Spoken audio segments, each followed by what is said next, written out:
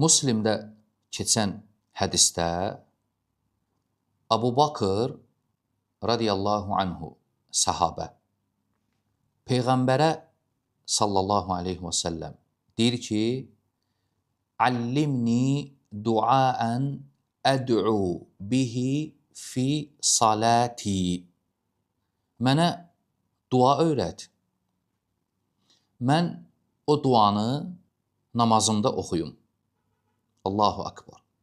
Bu zaman Peyğəmbər sallallahu aleyhi və səlləm ona deyir ki, ey Abu Bakır, belə denən.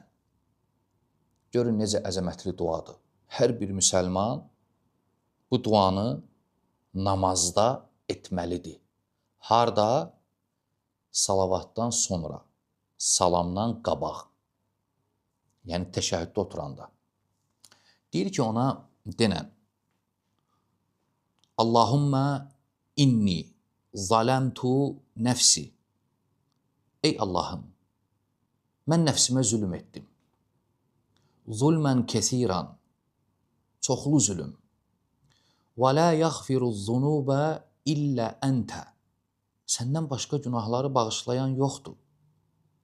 Fəğfirli, məni bağışla. Məğfirətən min indik, səndən məğfirət olaraq. Səndən məğfirət olaraq. Bu söz iki cür başa düşülür, ehtimal olunur.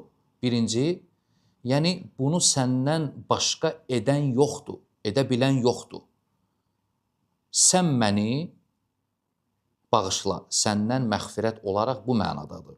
İkinci ehtimal, səndən fəzilət olaraq, lütf olaraq məni bağışla. Yəni var mənim əməlim səbəbi ilə, var səndən fəzilət olaraq.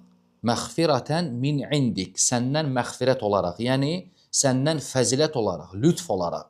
Yəni mən özüm buna layiq olmasam da, məğfirətən min indik, sən tərəfdən məğfirətlə bağışla məni.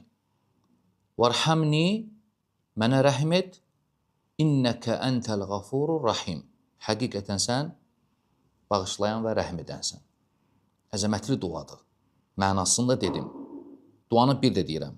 Allahumma inni zalamtu nəfsi zulmən kəsiran və la yaghfiru zunubə illə əntə fəğfirli məğfirətən min indik vərhamni innəkə əntəlğafurur rahim.